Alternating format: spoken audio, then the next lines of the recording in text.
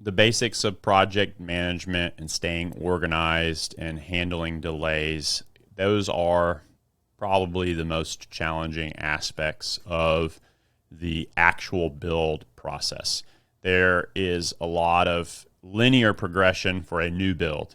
You understand that we have dirt, we're putting a foundation down, we're then building the framing on top of it, and we can progress from there in a very linear fashion because a lot of variables are under control compared to a renovation. For a renovation or remodel, there sometimes requires us to do some demo, change some stuff, move some stuff out of the way, and so some of the project can progress farther down the timeline, and other parts of the project can be delayed because we're still sorting through issues. And depending on whether you're living in the remodel or if you've moved out, that can change things significantly. And I think that we also work on that expectation about if you're moving out, if you're not moving out, how much cleanup are we doing every day, because that actually takes away from time that we could spend building if we have to actually get the saws and everything. That doesn't mean we're going to let the job site become trashed. It's just more of,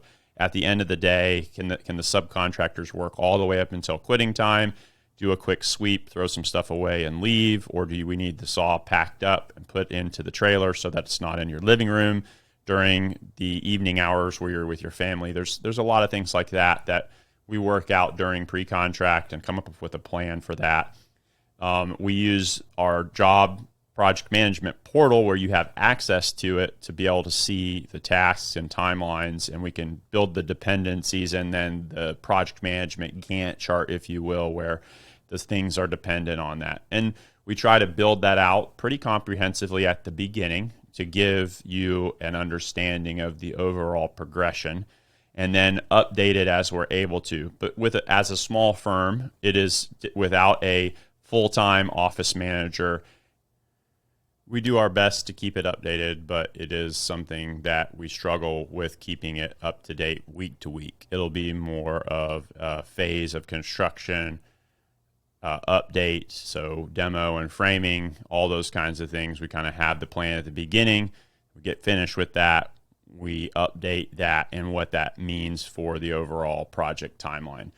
We have at times not put the expected finish date in the contract because there are so many things that are out of control. But we've also found that not having a date has left room uncommunicated, at least in writing, intentions and expectations. And so then those get interpreted by the client negatively at the end of the job. So we try to put the expectation in the contract with the footnote that there are all kinds of things that can cause this to change. And then when we have unexpected things come up and we have to do change orders that will affect the cost of the job potentially, we also try to put the expected additional time required. So when we have to repair a foundation wall and some termite damage that was discovered during demolition, or we have to re-pour a footer or something like that, that kind of puts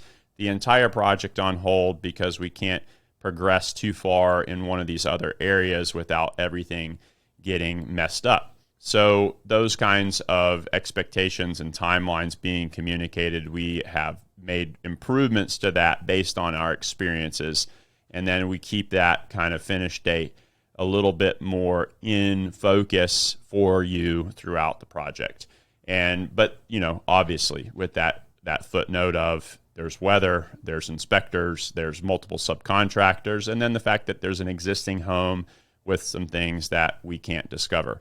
One of the ways that we handle the unexpected issues and delays is by putting in some margin there, but also allowing you to see kind of what the best case scenario will be, and then moving it as needed throughout the project. And I think that is helpful overall for the client and us, and leaving it uncommunicated is actually worse than communicating a best case and then adjusting from that.